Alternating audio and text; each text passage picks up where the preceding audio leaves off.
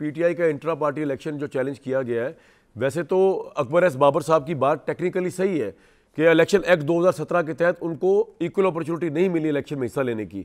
लेकिन जिस तरह पीपल्स पार्टी और नून लीग वालों के इलेक्शन ऐसे ही हो जाते हैं जिस तरह तहरीक इंसाफ का ये वाला इंट्रा पार्टी इलेक्शन हुआ है, तो क्या इलेक्शन कमीशन आपको लगता है कि इस अकबर एस बाबर की बात को सीरियसली लेगा या और इनको बल्ले के निशान से महरूम कर देगा, पार्टी को पार्टिसिपेट ही नहीं करने, क्योंकि आबो हवा खिलाफ हुई हुई है इमरान खान की या तहरीक इंसाफ के, या आपको लगता है कि इमरान खान क्लियर हो जाएंगे, सिर्फ पार्टी हिस्सा लेगी इलेक्शन में? Kamran, thank you very much. देखिए जी, मैं बताऊं कि इस वक्त जो आपने बात की है, वैसे तो मेरा ख्याल में सारी पार्टियों को एक ही तराजू से तोला जाना चाहिए, इसमें दो राय नहीं है। और जो भी कवायद और जवाबित, जो असूल, जो क्राइटेरिया किसी एक पार्टी के इलेक्शन लेने के लिए है, इलेक्शन कमीशन ने सेट किया है, रूल्स बनाए हैं, वो सारी पार्टी उससे कंप्लाई करें। अच्छा, क्राइसिस क्या है कि तहरीक इंसाफ जो है इस वक्त फ़र्क क्यों हैंडल की गई है? तहरीक इंसाफ तो एक अरसे से उनके यहाँ तो रावी चैन लिख रहा था और उनको कोई प्रॉब्लम नहीं था, जब तक कि ये इलेक्शन कमीशन ने आके उनका चैन छीन लिया।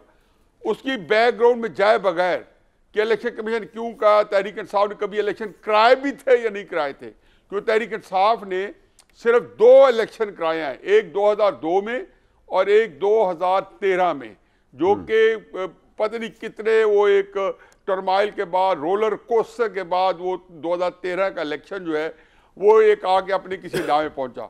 और वजूद्दीन की रिपोर्ट आप भी कई दफा डिस्कस कर चुके होंगे, उसके ऑन टॉप ऑफ दैट नूरानी साहब ने फिर एक रिपोर्ट बनाई। बिल्कुल बिल्कुल। उसके बाद तहरीक इंसाफ में इलेक्शन नहीं हुए।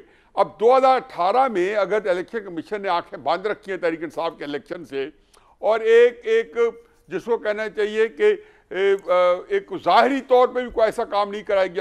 नहीं साहब, लेकिन इस वक्त तो इलेक्शन कमीशन ने आंखें चढ़ाई हुई है तहरीक इंसाफ पे ना, उस कॉन्टेक्स्ट में बताएं। इस वक्त तो आंखें ऊपर चढ़ी हुई हैं। इसलिए मैं कह रहा हूँ ना, आप जब कराया तो इलेक्शन कमीशन ने, चूंकि वो एक मुहद्दब अच्छा के नीचे तहरीक इंसाफ आ गई है, इसलिए मैं चाहूँ या ना चाहूँ, आपकी कोई मुतालबात हो या ना हो, इलेक्शन कमीशन इस वक्त तो case and point Tehreek Insaf है। अब जिस बंदे से वास्ता पड़ा है वो इतना कमिटेड आदमी है, अकबर एस बाबर। आपने देखा है कि 2013-2014 में उसने जब केस किया था तहरीक इंसाफ पे, तो यकीन जाने 4-5 साल तक किसी को नहीं पता था, जब तक कि ये बाकी पार्टियों ने या तहरीक इंसाफ ने बाकी पार्टियों 2019 में हिस्सा नहीं डाला आके, वगरना वो अकेला अकलौता पता नहीं कैसे मैनेज कर रहा था।